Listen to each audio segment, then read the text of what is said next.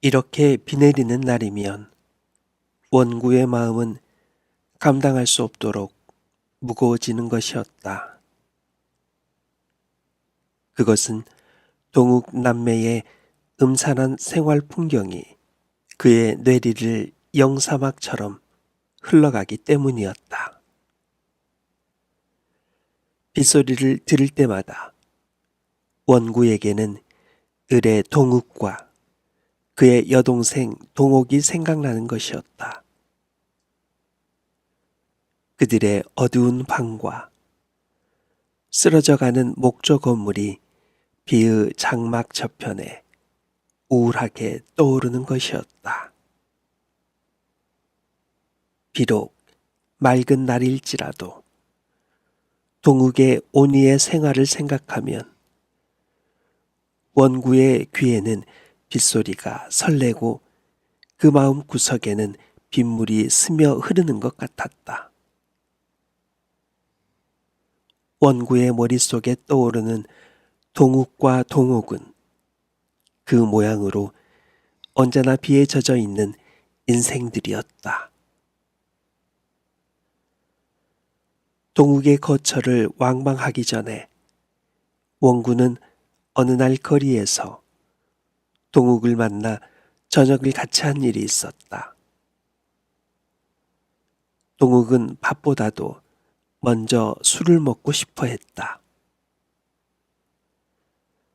술을 마시는 동욱의 태도는 제법 애주가였다.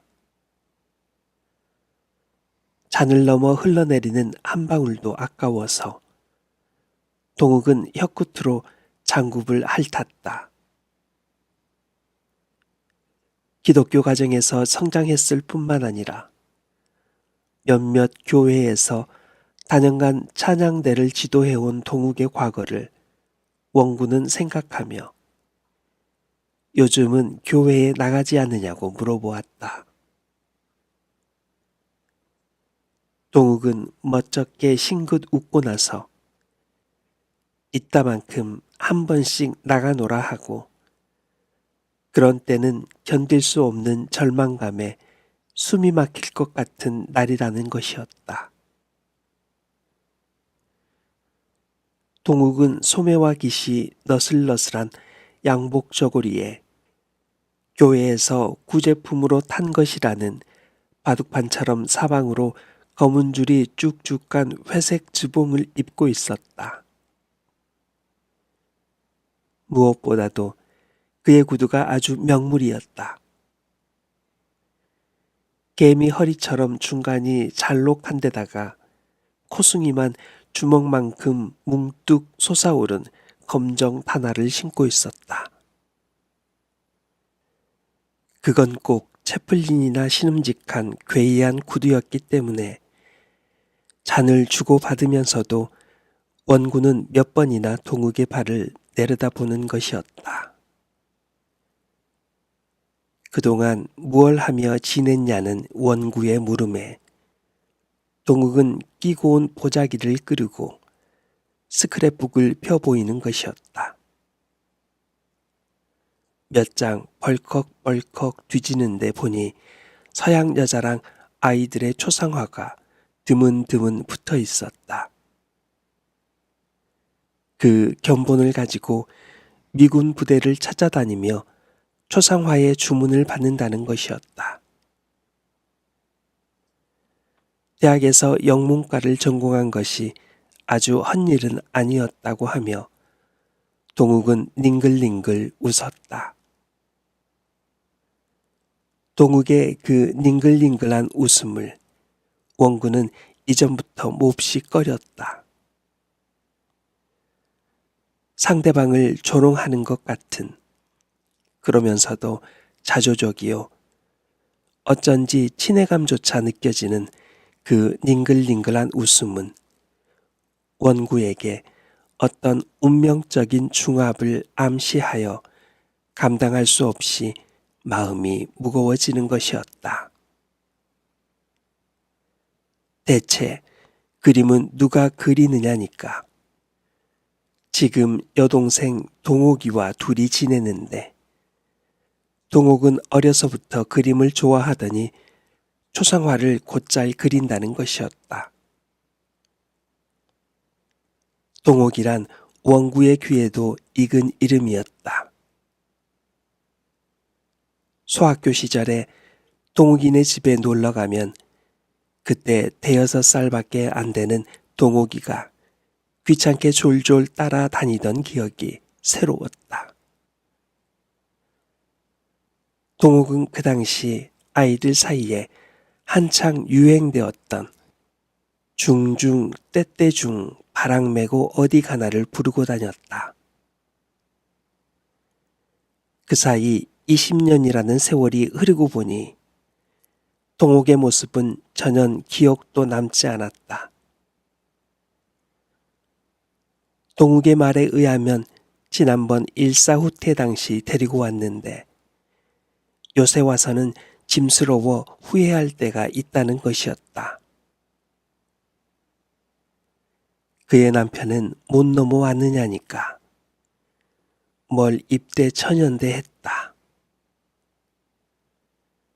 지금 몇 살인데 미혼이냐고 묻고 싶었지만 원구는 혼기가 지난 동욱이나 자기 자신도 아직 독신인 걸 생각하고 여자도 그럴 수 있을 거라고 속으로 주걱거리며 그는 입을 다물었다.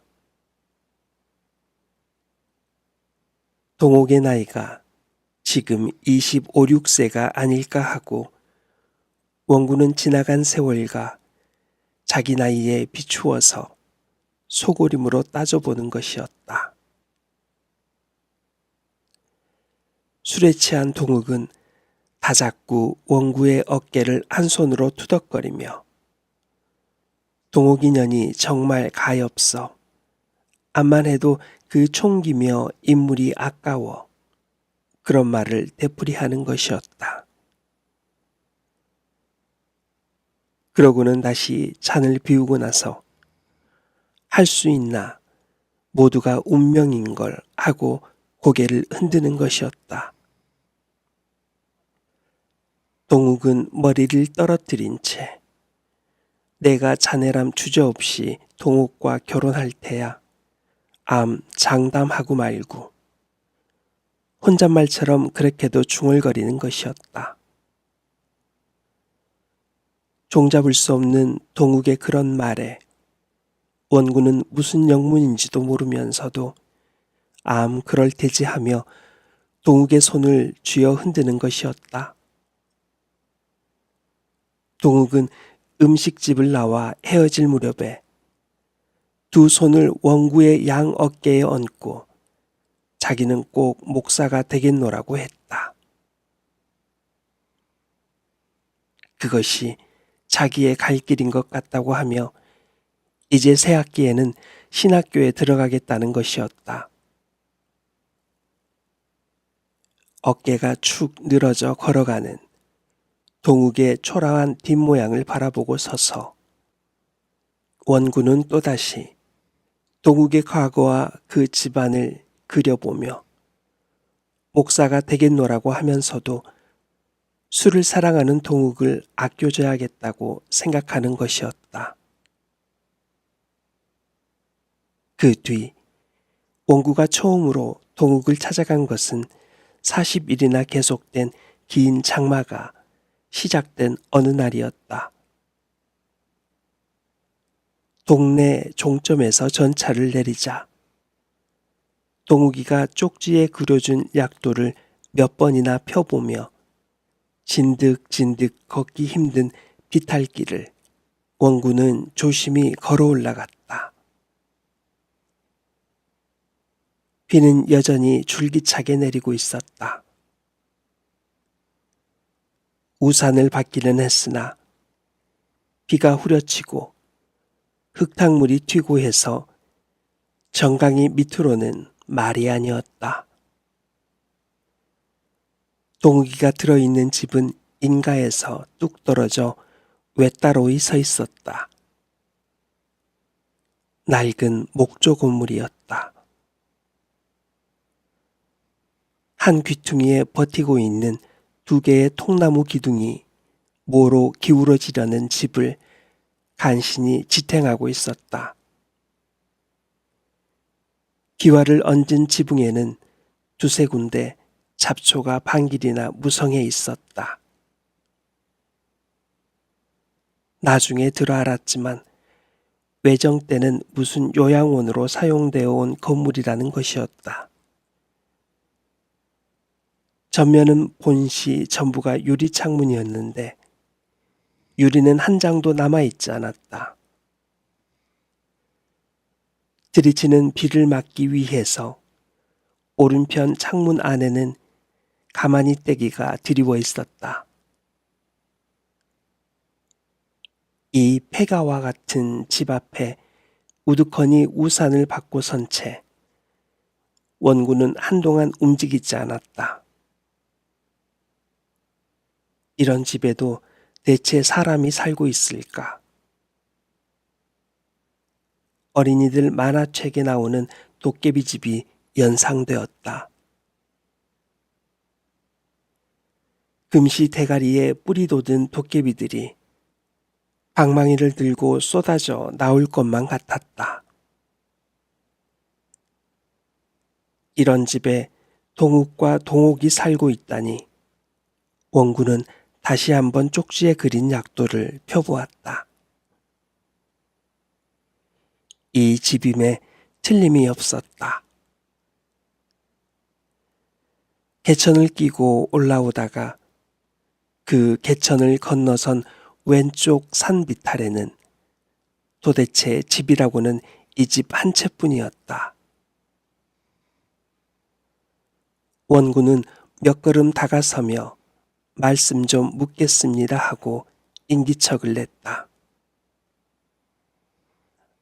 안에서는 아무런 응답이 없었다.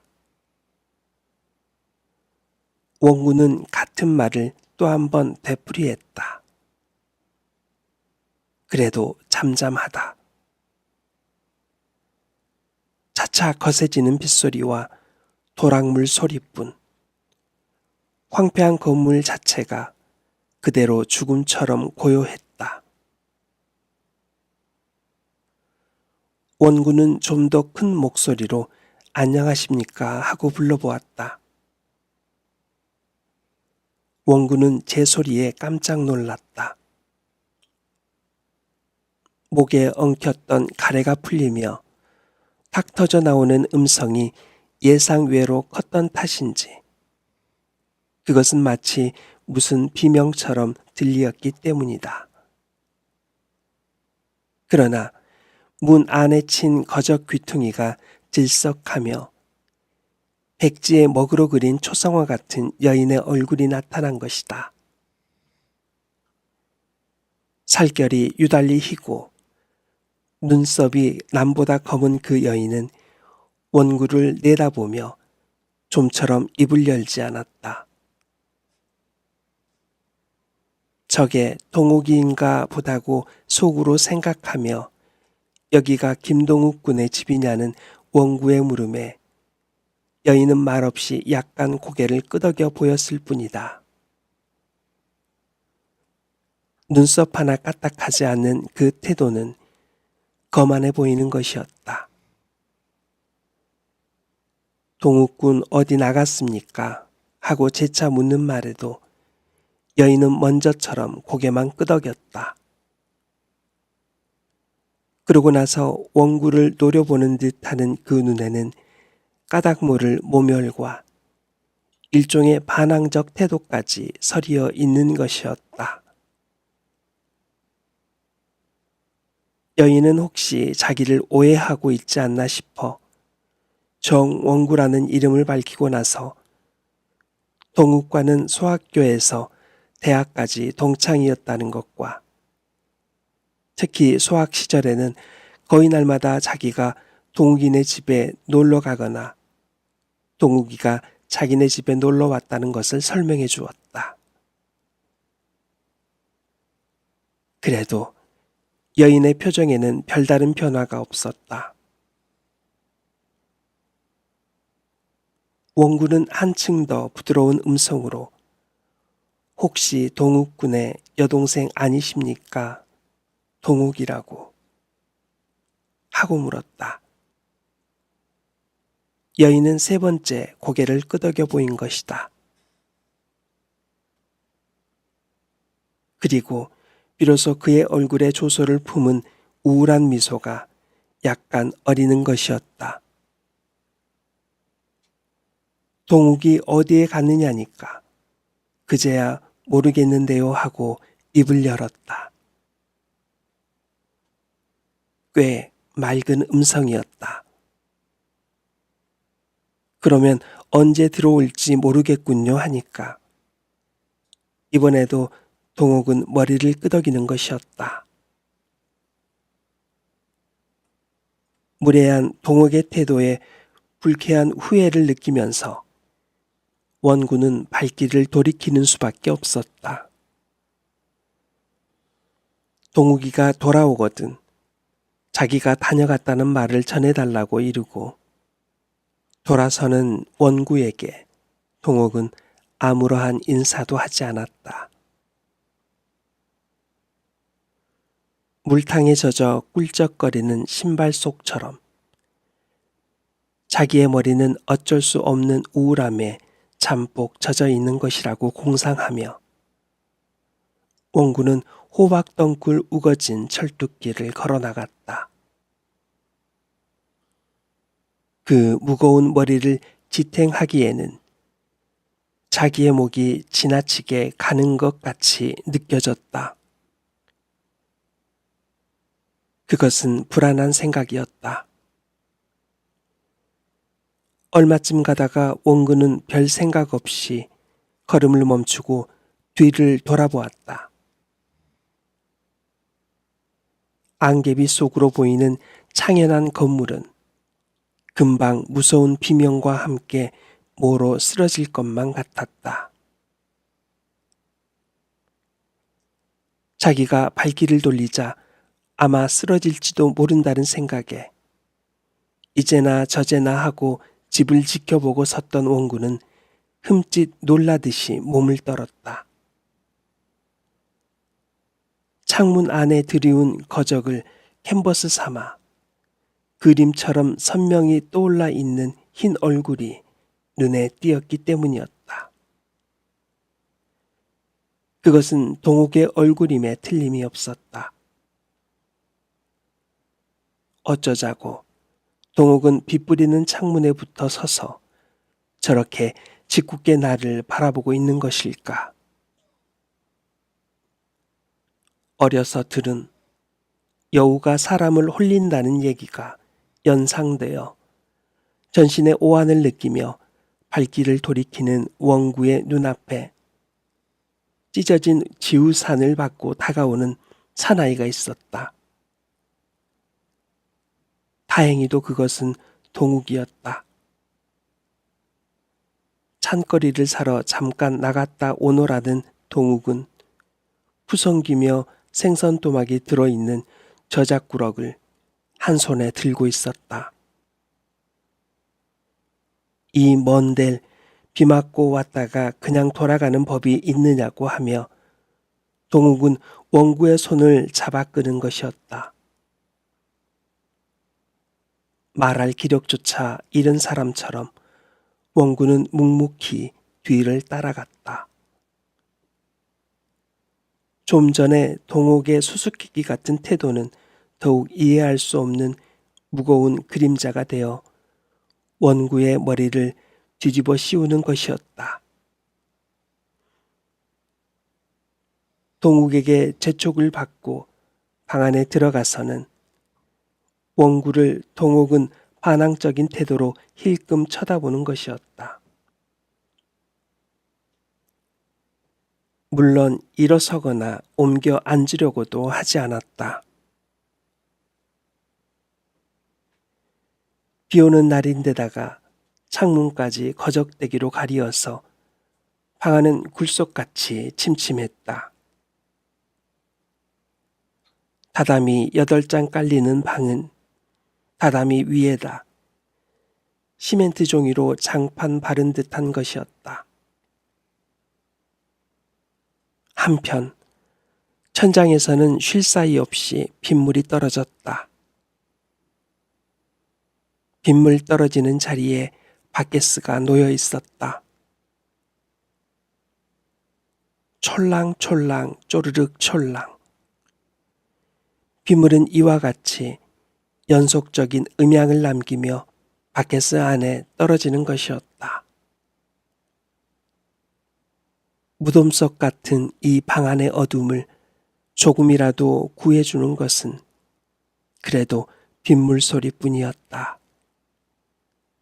그러나 그 빗물 소리마저 바게스의 차츰 물이 늘어갈수록 우울한 음향으로 변해가는 것이었다.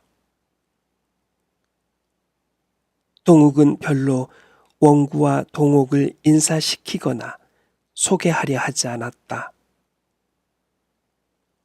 동욱은 젖은 옷을 벗어서 걸고 러닝 셔츠와 팬츠바람으로 식사 준비를 할 테니 잠깐만 앉아 있으라고 하고 부엌으로 나가는 것이었다. 부엌이라야 따로 있는 것이 아니라 비어있는 옆방이었다. 다다미는 걷어서 벽 한 구석에 기대어 놓아 한 장뿐인 실내에는 여기저기 빗물이 오줌발처럼 쏟아졌다. 거기에는 취사도구가 너저분하니 널려 있는 것이었다. 연기가 들어간다고 사인문을 닫아버리고 나서 동욱은 풍로에 불을 피우노라고 부채질을 하며 야단이었다. 10시가 조금 지난 회중시계를 사인문 틈으로 꺼내 보이며 도대체 조반이냐 점심이냐 하는 원구의 질문에 동욱은 닝글닝글하며 자기들에게는 삼시의 구별이 없다고 했다. 언제든 배고프면 밥을 끓여 먹고 밥 생각이 없는 날은 종일이라도 굶고 지낸다는 것이었다. 동욱이가 부엌에서 혼자 바삐 돌아가는 동안 동욱은 역시 한자리에 앉아 꼼짝도 하지 않았다. 동욱은 가끔 하품을 하며 외국에서 온 낡은 화보를 뒤적이고 있었다. 이러한 동욱이와 마주 앉아 자기는 도대체 무엇을 생각해야 하며 또한 어떠한 포즈를 지속해야 하는가. 원구는 이런 무의미한 대자를 감당할 수 없어 차라리 부엌에 나가 풍로에 부채질이나 거들어 줄까도 생각해 보는 것이었다. 그러나 고만한 행동도 이 상태로는 일종의 비약이라 적지 아니한 용기가 필요했다. 그러는 동안 원구는 벼랑간 엉덩이가 척척해 들어옴을 의식하였다. 바게스의 빗물이 넘어서 옆에 앉아있는 원구의 자리로 흘러내린 것이었다. 원구는 젖은 양복바지 엉덩이를 만지며 일어섰다. 그제야 동욱도 바게스의 물이 넘는 줄 안 모양이었다. 그러나 동욱은 직접 일어나서 제 손으로 치려고 하지도 않았다. 앉은 채 부엌 쪽을 향하여 오빠 물러머 했을 뿐이었다. 동욱은 사인문을 반쯤 열고 들여다보니 이년아 내가 좀 치우지 못해 하고 목에 핏대를 세웠다. 그러자 자기가 나서기에 저러한 기회라고 생각한 원구는 내가 내다 버리지 하고 한 손으로 바게스를 들어 올렸다. 그러나 한 걸음도 미처 옮겨 놓을 사이도 없이 바게스는 철그렁하는 소리와 함께 한 옆이 떨어지며 물이 좌르르 쏟아졌다. 손잡이의 한쪽 끝 갈퀴가 구멍에서 벗겨진 것이었다. 순식간에 방바닥은 물바다가 되고 말았다. 여태껏 꼼짝도 않고 앉아있던 동옥도 그제만은 냉큼 일어나 한 걸음 비켜서는 것이었다. 그 순간 동옥의 동작이 예사롭지가 않았다. 원구에게 또 하나 우울의 씨를 뿌려주는 것이었다. 원피스 밑으로 드러난 동옥의 왼쪽 다리가 어린애의 손목같이 가늘고 짧았기 때문이다. 그러한 다리를 옮겨 디디는 순간 동옥의 전신은 한쪽으로 쓰러질 듯 기울어지는 것이었다. 동옥은 다시 한번 그 가늘고 짧은 다리를 옮겨 놓는 일 없이 젖지 않는 구석자리에 재빨리 주저앉아 버리고 말았다. 그리고는 희다못해 파랗게 질린 얼굴에 독이 오른 눈초리로 원구를 잡아먹을 듯이 노려보는 것이었다. 동옥의 시선을 피하여 탕류의 대하 가운데 떠있는 것 같은 공포에 몸을 떨며 원구는 마지막 기력을 다하여 허우적거리듯 두 발로 물괸 방을 허우적거려 보는 것이었다. 그 뒤로는 비가 와서 가게를 버릴 수 없는 날이면 원구는 자주 동옥이네 집을 찾아가는 것이었다. 불구인 신체와 같이 불구적인 성격으로 대해주는 동옥의 태도가 결코 대견할 리 없으면서도 어느 얄궂은 힘에 조롱당하듯이 원구는 또다시 찾아가지 아니할 수 없는 것이었다. 침침한 방 안에 빗물 떨어지는 소리가 듣고 싶어서일까. 동옥의 가늘고 짧은 한쪽 다리가 지니고 있는 슬픔에 중독된 탓일까. 이도저도 아니면 찾아갈 적마다 차츰 정상적인 대로 올라오는 동옥의 태도에 색다른 매력을 발견한 탓일까. 정말 동옥의 태도는 원구가 찾아가는 횟수에 따라 현저히 부드러워지는 것이었다. 두 번째 찾아갔을 때 동옥은 원구를 보자 얼굴을 붉히었다. 그리고는 고개를 숙였다. 세 번째 찾아갔을 때는 원구를 보자 동옥은 해죽이 웃어 보인 것이었다. 그러나 그것은 우울한 미소였다. 찾아갈 때마다 달라지는 동옥의 태도가 원구에게는 꽤 반가운 것이었다. 인사불성에 빠졌던 환자가 제 정신으로 돌아올 때처럼 고마웠다.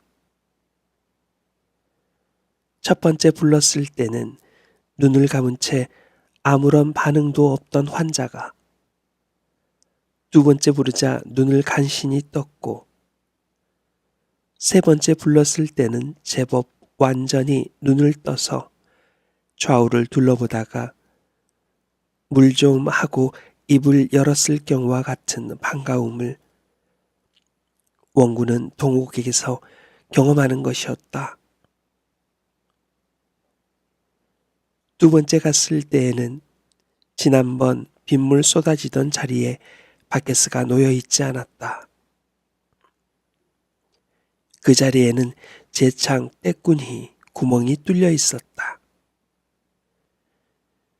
주먹이 두 개나 드나들 만한 그 구멍은 다다미에서부터 그 밑에 널판까지 뚫려 있었다. 천장에서 흘러내리는 빗물은 그 구멍을 통과해 널판 밑 흙바닥에 둔탁한 음향을 남기며 떨어졌다. 기실, 비는 여러 군데서 새는 모양이었다. 널판지로 된 천장에는 사방에서 빗물 듣는 소리가 났다. 천장에 떨어진 빗물은 약간 경사진 한쪽으로 오다가 소 눈깔만한 옹이 구멍으로 새어드는 것이었다. 그날만 해도 원구와 동욱이가 주고받은 말에 비교적 냉담한 동욱이었다. 그러나 세 번째 갔을 때부터는 원구와 동욱이가 웃을 때는 함께 따라 웃어주는 것이었다. 간혹 한두 마디씩은 말주름에도 들었다. 그날은 일찌감치 저녁을 먹고 돌아오려고 하는데 비가 하도 세차게 퍼부어서 자고 오는 수밖에 없었다. 한 손에 우산을 들고 선 채 회색 장막을 들이운 듯 비에 뿌얘진 창밖을 내다보며 망설이고 있는 원구의 귀에 고집 피우지 말고 자고 가라는 동욱의 말에 뒤이어 이런 비에는 앞도랑에 물이 불어서 못 건너십니다 하는 동욱의 음성이 들린 것이었다. 그날 밤 비로소 원구는 가벼운 기분으로 동욱에게 말을 걸 수가 있었던 것이다. 언제부터 그림 공부를 했느냐니까 초상화 따위가 뭐 그림인가요 하고 그 우울한 미소를 지어 보이는 것이었다. 원구는 동욱의 상처를 건드릴 만한 말을 일절 꺼내지 않았다. 어렸을 때 얘기가 나와서 어딜 가나 강아지 새끼처럼 쫓아다니는 동욱이가 귀찮았다는 말을 하고 중중 때때 중중을 자랑스레 부르고 다녔다니까. 동욱의 눈이 처음으로 티 없이 빛나는 것이었다. 갑자기 동욱이가 중중 때때중 하고 부르기 시작하자 동욱도 가느다란 소리로 따라 부르는 것이었다. 노래 소리가 그치고 나니 방 안에는 빗물 떨어지는 소리가 유달리 크게 들렸다. 비가 들치는 바람에 바깥 벽 판장 틈으로 스며드는 물은 실내의 벽 한 구석까지 적시기 시작하는 것이었다. 그런데 이상한 것은 동욱을 대하는 동욱의 태도였다. 대수롭지 않은 일에도 이년저년하고 욕을 퍼붓는 것이었다. 부엌에서 들여보내는 음식 그릇을 한 손으로 받는다고 해서 이년아 한 손으로 그러다가 또 떨어뜨리고 싶으냐 하고 눈을 흘겼고 남포에 불을 켜는데 불이 얼른 댕겨지지 않아 성냥 알을 두개빛에 꺼내려니까 저녀는 밥 처먹고 불도 하나 못 켜 하고 노려보는 것이었다. 그럴 때마다 동욱은 말없이 마주 눈을 흘겼다. 빨래와 바느질만은 동욱의 책임이지만 부엌 일은 언제나 동욱이가 맡아 한다는 것이었다. 동욱이가 변소에 간 틈에 될 수 있는 대로 유래해주지 않고 왜 그리 사납게 구느냐니까. 병신 고운 데 없다고 그녀 맘 쓰는 게 모두가 틀렸다는 것이다. 우선 그림값만 하더라도 얼마 전까지는 받아오면 반씩 꼭 같이 나눠 가졌는데 근자에 와서는 동욱을 신용할 수가 없다고 대소에 따라 한 장에 얼마씩 또박또박 성금을 받고야 그려준다는 것이었다. 생활비도 둘이 꼭 같이 절반씩 부담한다는 것이다. 동욱은 자기가 병신이기 때문에 부모 말고는 자기를 거두어 오래 돌봐줄 사람이 없으리라는 것이다. 오빠도 언제든 자기를 버릴 것이 아니겠느냐. 그렇기 때문에 자기는 자기대로 약간이라도 미천을 장만해 두어야 비참한 꼴을 면하지 않겠느냐고 한다는 것이었다. 그러한 동옥의 심증을 생각할 때 헤어져 있으면 몹시 측은하기도 하지만 이상하게 남만 대하면 왜 그런지 안 그러리라 하면서도 동욱은 자꾸 화가 치민다는 것이다. 동욱은 불을 끄고는 외로워서 잠을 이루지 못한다고 했다. 반대로 동욱은 불을 꺼야만 안심하고 잠을 들 수가 있다는 것이었다. 동욱은 어둠만이 유일한 휴식이노라 했다. 낮에는 아무리 가만하고 앉았거나 누워 뒹굴어도 걸레처럼 전신에 배어 있는 피로가 가시지 않는다는 것이었다. 그러한 동욱은 심지를 낮추어서 아랑신하니 켜놓은 불빛에도 화를 내어 이년아 아주 꺼버리지 못해 하고 소리를 질렀다. 동욱은 손을 내밀어 심지를 조금 더 낮추었다. 그러고 나서 누가 데려오랬나 차라리 어머니하고 거기에 있을 걸 괜히 왔지 하고 쫑알대는 것이었다. 그러자 동욱은 벌떡 일어나며 이년 다시 한번 그 주둥이를 놀려봐라. 나도 너 같은 년 끌고 오고 싶지 않았다. 어머니가 하도 애원하시듯 다 버리고 가더라도 내년만은 데리고 가라고 하조르기에 꿀고 와 이 꼴이다 하고 골을 내는 것이었다. 동욱은 말없이 저편으로 돌아 누웠다. 어렴풋이 불빛이 있음에도 불구하고 어둠이 가슴을 내리누르는 것 같아서 원구는 오랫도록 잠을 이룰 수가 없었다. 동욱도 잠이 안 오는 모양이었다. 동욱 역시 필경 잠이 들지 않았으련만 죽은 듯이 가만하고 있었다. 후두둑 후두둑 유리 없는 창문으로 들이치는 빗소리를 들으며 40주야를 비가 퍼부어서 산꼭대기에다 배를 묶어둔 노안의 가족만이 남고 이 세상이 전멸을 해버렸다는 구약 성서에 나오는 대홍수를 원구는 생각해 보는 것이었다. 그러다가 어렴풋이 잠이 들려고 하는 때였다. 커다란 적선으로 생각하고 동욱과 결혼할 용기는 없는가 하는 동욱의 음성이 잠꼬대같이 원구의 귀를 스치었다.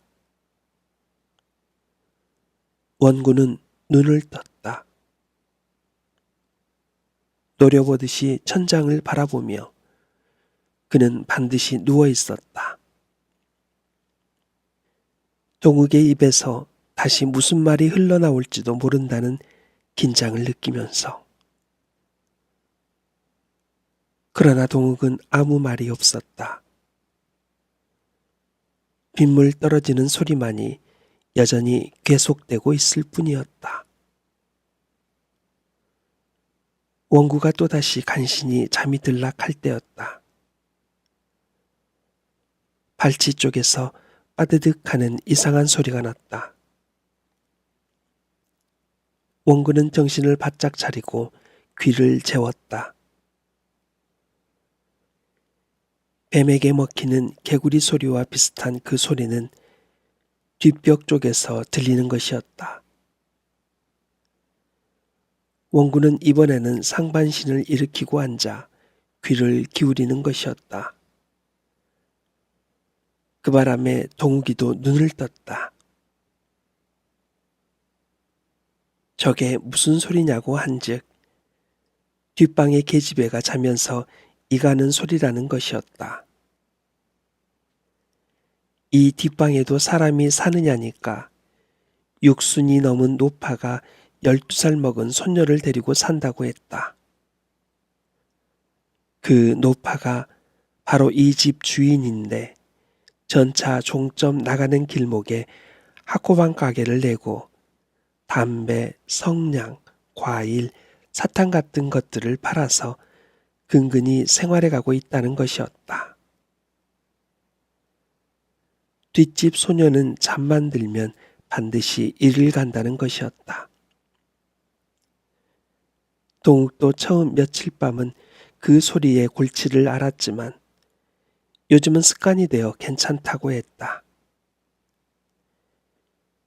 이러한 방에서 빗물 떨어지는 소리와 이가는 소리를 듣고 지나면 아무라도 신경과민이 될 것이라고 생각하며 원군은 좀 전에 동욱이가 잠꼬대처럼 한 말의 의미를 되새겨보는 것이었다. 4, 5일 지나서였다.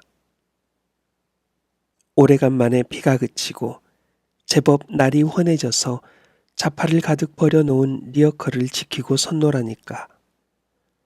다 저녁 때 원구의 어깨를 툭 치는 사람이 있었다. 동욱이었다.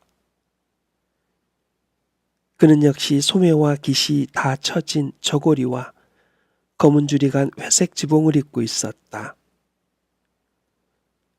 옷이라고는 그것밖에 없는 모양이라 비에 젖은 것을 그냥 짜서 말리고 내서 여기저기 구김살이 져 있었다. 그보다도 괴이한 채플린식의 검정 단화의 주먹 같은 코숭이가 말이 아니었다. 장화 대용으로 진창을 막 밟고 다녀서 온통 흙투성이었다. 그러한 동욱의 꼴에 원군은 이상하게 정이 갔다. 리어카를 주인 집에 가져다 맡기고 와서 저녁을 같이 하자고 원군은 동욱의 손을 끌었다. 동욱은 밥보다도 술 생각이 더 간절하다고 했다. 2가지 다 먹을 수 있는 집으로 원군은 동욱을 안내했다. 술이 몇 잔 들어가 얼큰해지자 동욱은 초상화 주문도리를 폐업해놓으라고 했다. 요즘은 양키들도 아주 약아져서 까딱하면 돈을 잘리거나 농락당하기가 일수라는 것이다. 거기에다 패스 없는 사람의 출입을 각 부대가 엄중히 단속하기 때문에 전처럼 드나들 수가 없다는 것이었다. 며칠 전에는 돈 받으러 몰래 들어갔다가 순찰 장교에게 걸려서 하룻밤 멍키하우스에 신세를 지고 나왔다는 것이다. 더구나 요즘은 국민병 수첩까지 분실했으므로 마음 놓고 거리에 나와 다닐 수도 없다는 것이었다. 분실계를 내고 재교부 신청을 하라니까. 그 때문에 동해로 파출소로 4, 5차나 쫓아다녀 봤지만 까다롭게만 굴고 잘 들어주지 않는다는 것이다. 까짓것 나중에는 삼수 값사낼 갈망정 내버려 둘 테라고 했다. 그래 차라리 군에라도 들어가 버릴까 싶어 마침 통역장교를 모집하기에 그 원서를 타러 나왔던 길이노라고 했다. 어디 원서 좀 구경해 보자니까 동욱은 능글능글 웃으며 수속이 하도 복잡하고 번거로워 아예 단념하고 말았다는 것이다. 동욱은 한동안 말이 없이 술잔을 빨고 있다가 가끔 찾아와서 동욱을 좀 위로해 주라는 것이었다. 세상 사람들이 모두 자기를 조소하고 멸시한다고만 생각하고 있는 동옥은 맑은 날일지라도 일절 바깥 출입을 않고 두더지처럼 방에만 처박혀 산다는 것이다. 그리고 모든 사람에게 반감을 품고 있다는 것이다.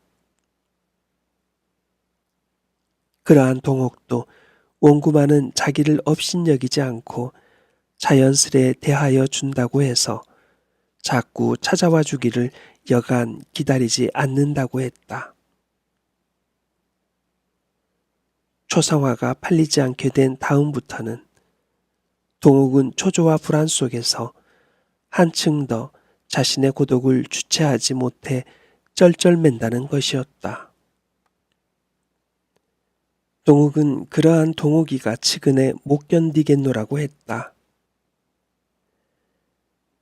언젠가처럼 내가 자네람 동욱이와 결혼할 테야. 하고 말고 동욱은 고개를 주걱거리는 것이었다. 술집을 나와 동욱은 이번에도 원구의 손을 꼭 쥐고 자기는 기어코 목사가 되겠노라고 했다. 동욱을 위해서나 자기 자신을 위해서나 그것이 이 무거운 짐을 조금이라도 덜 수 있는 유일한 길인 것 같다는 것이었다. 그 뒤에 한 번은 딴 볼일로 동네까지 갔던 일에 동욱이네 집에 잠깐 들른 일이 있었다. 역시 그날도 장마는 구질구질 계속되고 있었다. 우산을 접으며 마루에 올라서도 동욱만이 머리를 내밀고 맞아줄 뿐 동욱의 기척이 없었다. 방에 들어가 보니 동욱은 담요를 머리까지 푹 뒤집어 쓰고 죽은 사람처럼 누워 있었다. 이틀째나 저러고 자빠져 있다고 하며 동욱은 그 까닭을 설명했다.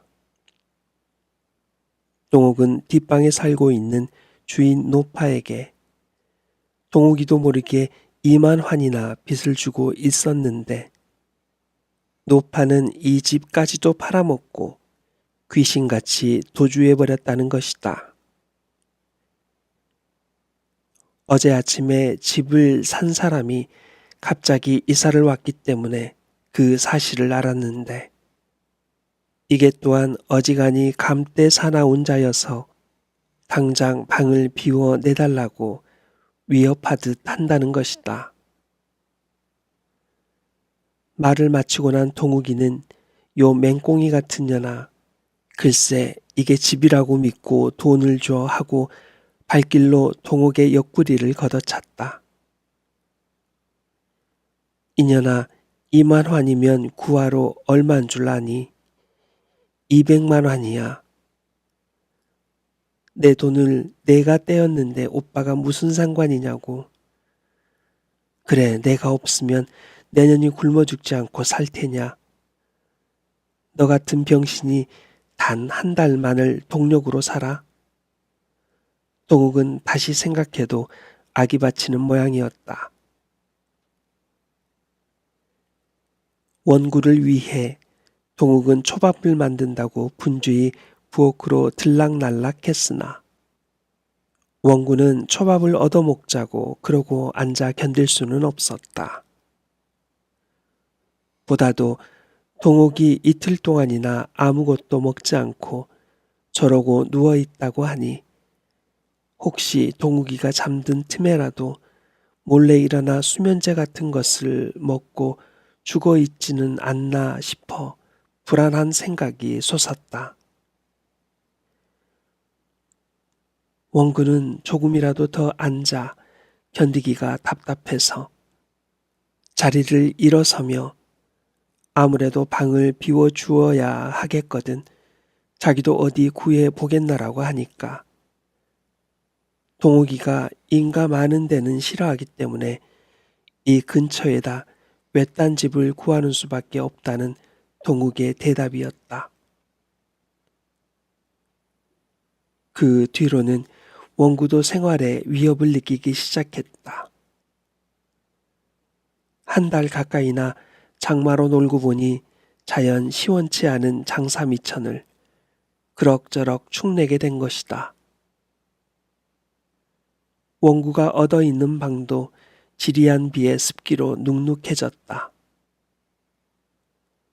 벗어놓은 옷가지며 이부자리에까지도 곰팡이가 끼었다. 그의 마음속까지 곰팡이가 쓰는 것 같았다.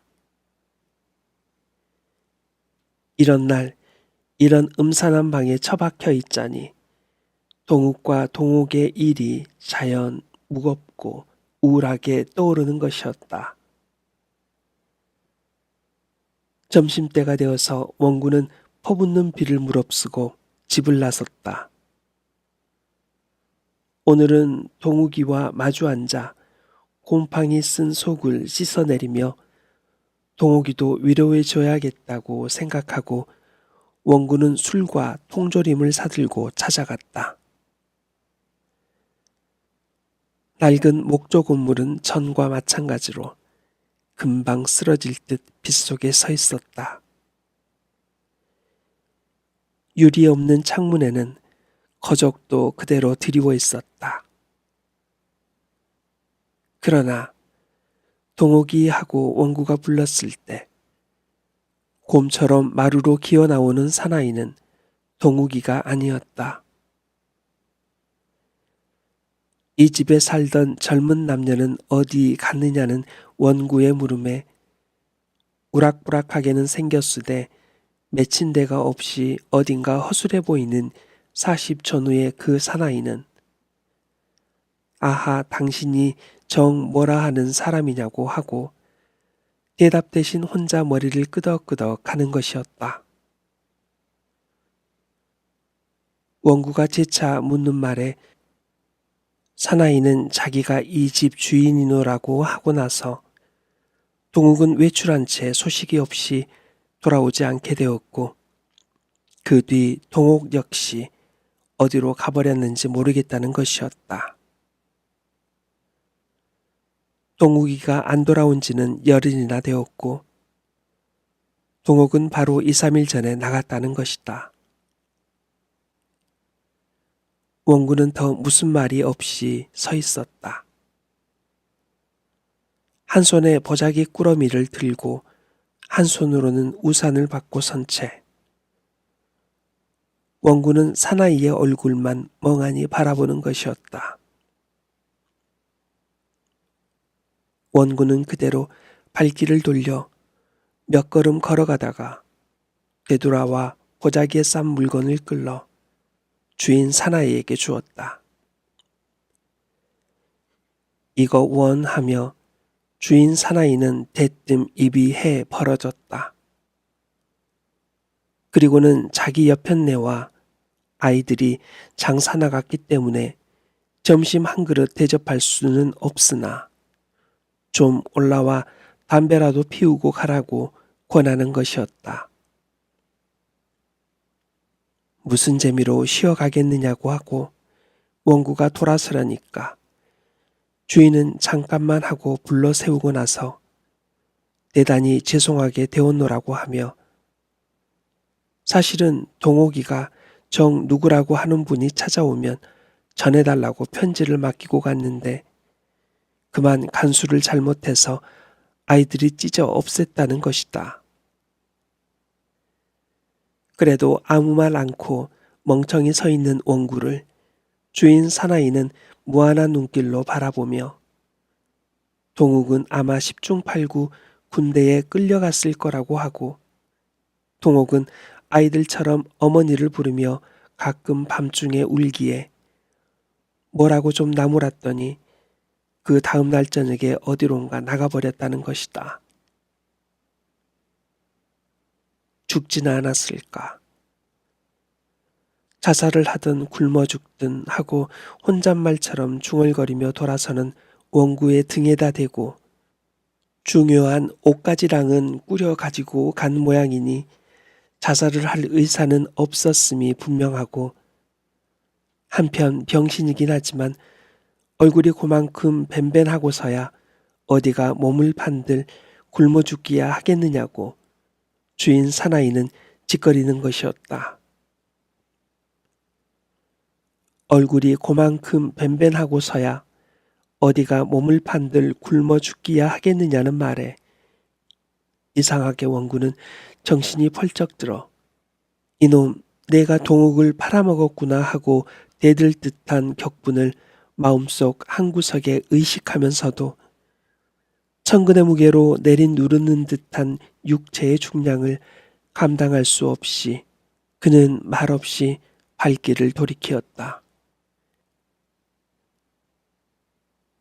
이놈 네가 동욱을 팔아먹었구나 하는 흥분한 소리가 까마득히 먼 곳에서 자기를 향하고 날아오는 것 같은 착각에 오한을 느끼며 원군은 호박덩굴 우거진 바두둑 길을 앓고 난 사람 모양 허적거리는 다리로 걸어 나가는 것이었다.